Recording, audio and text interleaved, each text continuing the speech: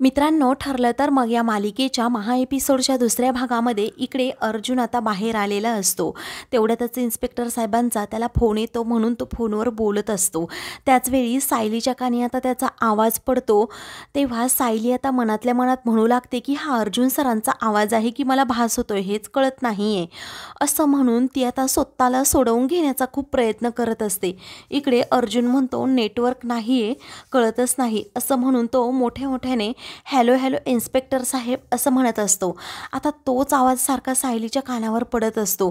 सायली आता स्वतःला सोडवून घेण्याचा प्रयत्न करतच शक्य होईल तेवढा मोठा आवाज करण्याचा प्रयत्न करते. तेव्हा अर्जुनला तो आवाज येतो. तो त्या आता गोडाऊनकडे निघालेला असतो. सायली तेथेच असते. तिला अर्जुनचा आवाज येतो आणि तिला भास देखील होतो की तिथे अर्जुन आहे. थोडीफार हालचाल करून ती त्या वस्तू वाजवण्याचा प्रयत्न करते, परंतु आता तिची शक्तीच गेलेली असते. अर्जुन तेथे खिडकीजवळ येताच ती आपली गप्प बसते. ती खिडकी उघडून पाहणार असतो. तेवढ्यातच त्याला आता इन्स्पेक्टर साहेबांचा फोन येतो. त्यामुळे तो फोनवर बोलण्यासाठी बाहेर येतो. आता नागराज देखील आतमध्ये येत असतो, पण अर्जुनला पाहताच तेथे मागे लपतो. त्याला खूप भीती वाटू लागते. आतमध्ये साक्षी आता विचार करत असते, हा चैतन्य एवढा शांत का बसला असेल? त्याला संशय तर आला नसेल ना आमच्यावर? अर्जुनने जर अजून ब्रेन वॉश केलं ना, सर्व डावच पलटी होईल या विचाराने ती घाबरते. त्याच्याजवळ जात त्याला विचारू लागते, काय झालं रे, एवढा शांत का? तो म्हणतो, काही नाही ग, अगं मेहता केस आहे ना, त्याविषयी जरा विचार करत होतो, मला पेपर सबमिट करायचेत, मी जाऊ का? तेव्हा ठीक आहे असं साक्षी म्हणते. आता चैतन्य तिथून जायला निघतो. इकडे अर्जुनला समजतं साक्षीचं लास्ट लोकेशन ट्रेस झालं आहे आणि सिटी हॉस्पिटल ते लास्ट लोकेशन आहे. त्याला आता धक्काच बसतो. तो म्हणतो, सायली सिटी हॉस्पिटलमध्ये का गेली असेल? असं म्हणून तो तिकडे जायला निघतो. त्याचवेळी अर्जुन गेल्यानंतर नागराज लगेच आतमध्ये जातो. दुसरीकडे घरातील सर्वजण एकदम गप्प बसलेले असतात. तेव्हा अस्मिता प्रिया एकमेकांना खुणावतात. प्रिया आता जरा पुढे जाते आणि घरातील सर्वांना म्हणते जेवण करून घ्या, पण कुणीच ऐकत नसतं. तेव्हा कल्पना तर अजिबात ऐकत नसते. पूर्ण आजी आणि प्रताप तिला म्हणवतात की चल प्लीज जेवण करून घे. तेव्हा पूर्ण आजी म्हणतात, आता तुझ्या न जेवण्याने ती मुलगी पुन्हा येणार आहे का? अगं तन्वी पण बघ ना, सर्वांना अगदी तळमळीने म्हणते की जेवण करून घ्या, पण आपण ऐकायचं नाही असं कुठे असतं का? प्रिया आता लगेच कल्पनाजवळ जाते आणि तिची माफी मागते आणि म्हणते की हो, मी वेडी असेल, वेंधळी असेल, कशीही असेल, सायली विरोधात बोलत असेल, पण तुमची आहे ना गं, जर माझी आई आज इथे असती तर मला पनिशमेंट केली असती, तसं तूही मला मार आता, असं म्हणून ती स्वतःच्याच थोबाडीत मारून घेत असते. त्यावेळी तन्वी तू काही वेडी आहेस का गं, असं कल्पना रागातच म्हणते. तिला आता तिचा खूप राग आलेला असतो. त्यावेळी प्रिया म्हणते प्लीज मग चल ना जेवण करून घे. त्याचवेळी आता पूर्ण आजी म्हणतात, कल्पना ती एवढी म्हणतीये ना तर चल ना मग. तर प्रिया म्हणते, तुला सायलीची शपथ आहे कल्पना मामी, चल पटकन. तेव्हा कल्पनाचाही आता नाईलाज होतो. दुसरीकडे अर्जुन आता सिटी हॉस्पिटलमध्ये आलेला असतो. सायलीचा फोटो दाखवून नर्स, डॉक्टर, सिक्युरिटी गार्ड या सर्वांना तो विचारू लागतो की ही सायलीला इथे पाहिलं का? ही माझी बायको आहे, लास्ट लोकेशन हिचं इथे स्ट्रेस होते. त्यावेळी आता सर्वजण म्हणतात की नाही. आता जे मोठे डॉक्टर असतात त्यांना अर्जुन म्हणतो आम्हाला CCTV फुटेज चेक करायचं आहे.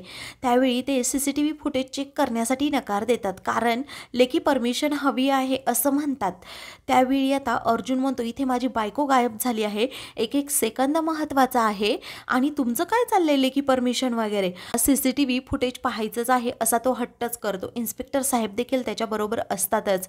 तेवढ्यातच तेथे एक नर्स येते आणि म्हणते मी यांना इथे पाहिलं आहे. आता अर्जुन तिच्याकडे पाहतच राहतो. इकडे अस्मिता आता रूममध्ये आलेली असते. त्यावेळी प्रिया तेथे विचारते, काय ग तू इकडे का आलीस? तेव्हा अस्मिता म्हणते, मग तू सर्वांसमोर महान झालीस, सर्वांचं पुढं पुढं करतेस आणि मग मला सर्वजण वाईट ठरवतात. सायली पळून गेली आहे, हे दोघींनी आपण कारस्थान केलं होतं, मग आता या सर्वांमध्ये फक्त मीच एकटी तोंडावर पडली, तू मात्र सेफ आहेस. तेव्हा प्रिया म्हणते, अगं तू या घरची लेक आहे आणि मी सुनेचा रोल आता निभावतीये, पण एक गोष्ट लक्षात ठेव, जर सायली आता घरी आल्यानंतर तिने जर सांगितलं की मी पळून गेलेच नव्हते तर मग आपल्यावरच शेकेल ना, तुला सर्वजण माफ करतील खरं, परंतु मला नाही कोणी करणार, असा साळसूतपणाचा आव प्रिया आता आणते. तुला जर माझ्याबद्दल शंका येत असेल तर मी जाऊन सांगते घरातील सर्वांना की हे सायली पळून गेल्याचं फक्त मीच बोलले होते, अस्मिताचा यामध्ये काही संबंध नाही. काय तर मला या घरामध्ये फक्त कल्पना मामी कधी येऊ देणार नाही आणि हाकलून देईल, तुला चालेल ना, असं म्हणून प्रिया मुद्दामच जायला निघते. तेव्हा अस्मिता म्हणते जाऊ देत, अगं मी या घरची लेक आहे, मला सर्वजण माफ करतील पण तुला नाही करणार, जाऊ देत, हे प्रकरणच सोडून दे. दुसरीकडे नागराज आता म्हणतो की हे प्रकरण चांगलं अंगाशी येणार आहे. तेव्हा मला माहीत आहे असं महिपत जोरात ओरडतो. त्यावेळी नागराज म्हणतो तू माझ्यावर ओरडू नकोस, माझा यामध्ये काहीही संबंध नाही आहे, हे सगळं केलं ना तुझ्या मुलीने केलं आहे. आणि साक्षी तो पेनड्राईव्ह कुठे आहे ग? त्यावेळी आता साक्षी खूप घाबरलेली असते. तर महिपत आता लगेच कुणाला तरी कॉल करतो. मी म्हणतो की तो संतोष जिथे दिसेल ना ते त्याला जागच्या जागी उडवायचा, असं म्हणून तो रागातच फोन ठेवतो. त्यावेळी आता नागराज म्हणतो की हो त्याला उडवा ना तुम्ही, पण त्या पेनड्राईव्हचं काय? साक्षी अगं तो पेनड्राईव्ह आहे तरी कुठे? तेव्हा आता जेव्हा मी त्या दोघांचं बोलणं ऐकलं होतं तेव्हा तो पेनड्राईव्ह संतोषने सायलीला दिला होता, सायलीने तो पर्समध्ये ठेवला होता, म्हणूनच मी तिला किडनॅप केलं. त्यावेळी महिपत म्हणतो की आता पुढे काय करायचं मग, माझं तर डोकंच चालत नाही आहे. त्यावेळी नागराज म्हणतो हे प्रकरण चांगल्याच आपलं अंगलट येणार आहे. इकडे सायली आता स्वतःला हळूहळू सोडवून घेण्याचा खूप प्रयत्न करत असते. तेवढ्यातच अर्जुनचा पुन्हा तिला एकदा भास होतो की सायली तुम्ही आत्ता ज्या प्रकारे स्वतःला सोडवून घेत आहात ना त्याच प्रकारे प्रयत्न करा. आता तिला म्हणतो की सायली तुम्हाला इथून सुटायचं आहे, प्रयत्न करत आहात ना, तुमच्या हाताची रशी थोडी थोडी सैल होती, त्यामुळे प्लीज पटकन तुम्ही प्रयत्न करा. तेव्हा सायली आता पुढे अर्जुनकडे पाहतच राहते पण तिचा हा भास असतो. दुसरीकडे चैतन्य आता घरी येतो पण त्याला आता मेहता केसचे एक पेपर सापडत नसतो. तो म्हणतो मी कुठे ठेवला असेल, असं म्हणून तो गाडीच्या त्या डिकीमध्ये ठेवल्याचं त्याला आठवतं. त्यामुळे तो त्याच्या गाडीजवळ जातो. हे सायलीने तो पेनड्राईव्ह ठेवलेला असतो ना, तो पेनड्राईव्ह देखील त्यामध्येच असतो आणि त्या लिफाफ्यामध्ये आता तो पेनड्राईव्ह जातो. त्यामुळे आता चैतन्याला समजत सुद्धा नाही, चैतन्याच्या पटकन ही गोष्ट लक्षात सुद्धा येत नाही. दुसरीकडे अर्जुनला आता ती नर्स सांगते की त्या ताई खरंच खूप चांगल्या होत्या, एका अनोळखी मुलीला त्या इथे हॉस्पिटलमध्ये घेऊन आल्या होत्या. अर्जुन म्हणतो कोणत्या अनोळखी मुलीला, असं म्हणून तो इन्स्पेक्टर साहेबांना देखील सांगतो की अहो सायली घरून येताना एकटीच होती. त्यावेळी आता नर्सकडून अर्जुन सर्व इन्फॉर्मेशन काढू लागतो. तो नर्सला विचारतो त्या मुलीचं नाव काय होतं. तेव्हा रुचा संतोष जमदाडे असं त्या मुलीचं नाव होतं. ती नर्स सांगते. तेव्हा अर्जुनला आता धक्काच बसतो की ती संतोष जमदाडेची मुलगी आहे. त्याच्या लक्षात आता सर्व गोष्टी येऊ लागतात. दुसरीकडे चैतन्य आता घरात जायला निघतो. त्याचवेळी त्याला तेथे त्या गोडाऊनमध्ये कसला तरी आवाज येतो, म्हणून तो तिकडे जाण्याचा प्रयत्न करतो. तर सायली आतमधून त्या वस्तू हलवण्याचा प्रयत्न करत असते आणि स्वतःला सोडवून घेण्याचा देखील. इकडे अर्जुन आणि इन्स्पेक्टर साहेब संतोषच्या घरी येतात खरं, परंतु तेथे कुणीही नसतं. अर्जुनला समजतं आता सायली आणि संतोष हे दोघेही इकडे घरीच आले होते. जेव्हा ही गोष्ट कुणाला तरी समजली तेव्हा बाहेरून कुणीतरी जोराजोरात धक्का दिला आणि ह्या दरवाजाची कडी सुद्धा तोडली.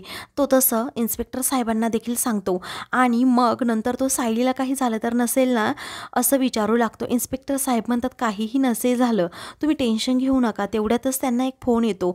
सायलीचं लास्ट लोकेशन म्हणजे मोबाईल कुठे ऑन झाला होता हे लोकेशन ट्रेस होतं. त्यामुळे अर्जुनच्या आता जीवात जीव येतो. ते दोघेही लगेच तिकडे जायला निघतात. कडे साक्षी, महिपत आणि नागराज तिघेही बाहेर येतात. समोर पाहतात तर चैतन्य आता सायलीला जिथे किडनॅप करून ठेवलेलं असतं त्या ठिकाणी जायला निघतो. साक्षी धावतच तिकडे जाते. चैतन्याचा हात पकडून त्याला बाजूला घेऊन येते.